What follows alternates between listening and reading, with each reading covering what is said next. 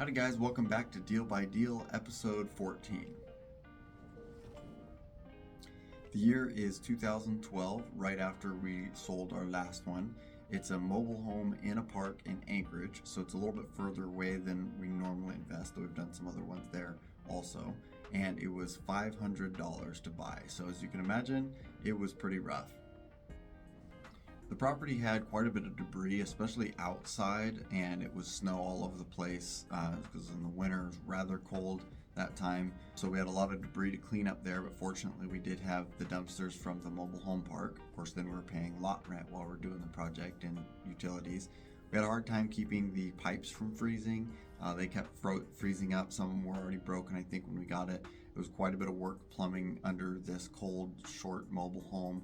And it wasn't a very large mobile home, but we had to do, paint and flooring, put in the cheapest carpet we could find from Lowe's or Home Depot, I'm sure, and get this thing cleaned up and turned around. So it wasn't a huge project size-wise, but for the price that we got it, we put in quite a bit more than that to get it ready to resell. So Scott was doing most of the work as usual for our Tysco deals. And then when we went to sell it, I was driving into Anchorage quite a few more times than I wanted to, just to get there and scoop the drive again and show it to another party. It's hard to sell because it was still rather small. I think it was might have been a 1-bedroom or so, and it was very old. So even though it had new carpet and fresh paint, we didn't update everything on it, or we'd ended up losing money. So we ended up selling it, I think, for around $12,000. And I say around $12,000 because we actually sold it a couple different times. The first time the buyer changed their mind at the last minute and didn't close, so we kept their earnest money for the waste of time.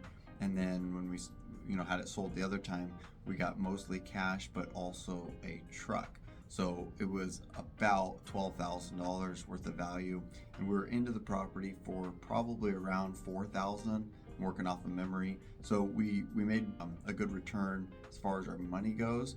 It was okay as far as the time that we put into it, but really wasn't that awesome because of how much time we spent on it, actual labor and drive time, and how many times we had to show it and get into contract and things like that. So it worked out. We made money for sure, but it wasn't as good of a deal as we thought we were going to.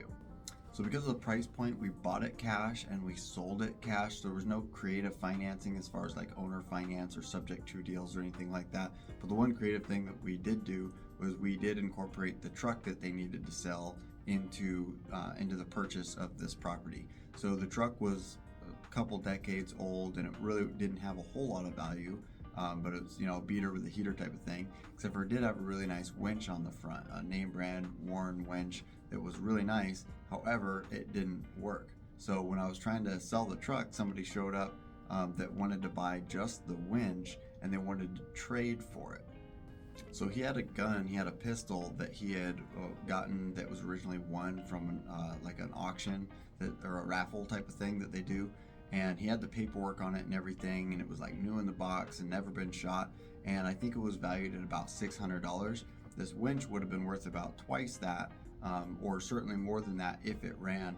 He figured he could get it working. I didn't want to mess with it, so we traded and both thought that we won. He texted me later that he got the winch working right away, so he apparently knew what he was doing, and I was glad not to have the project of working on that winch. And then we ended up selling the truck. So that's what I say, we sold it for about $12,000. It's hard to pinpoint exactly the value that we got out of that, but we did make money on the property. The reason I even mentioned the truck in this is to just show that when you're thinking creatively, if there's money to be made in something, you can, you don't have to just be by the book cookie cutter. Oh, if it's not cash, you can't make a deal.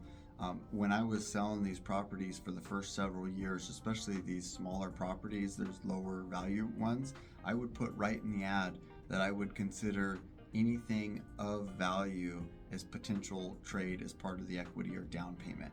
And this wasn't the only truck we ended up getting over the years. We've gotten trucks and four-wheelers and boats, and I've been offered things like jewelry and all kinds of stuff. But basically, if it's something of value that I can, either want or need myself or can resell, then if that's what's going to make it a deal, then we're going to go ahead and do that. So I'd put right in the ads that we're, that we would accept that. And it really did help put together more than one deal, including this one, where they were trying to sell the truck but they couldn't, so we took it at we gave it a dollar amount that we thought was safe for us, and then we were out from under the trailer, not paying on the taxes and insurance and the utilities and the lot rent and stuff. So just keep your mind open to creative solutions. Most realtors and most investors, they don't want to mess with things like that, but it can really make deals happen.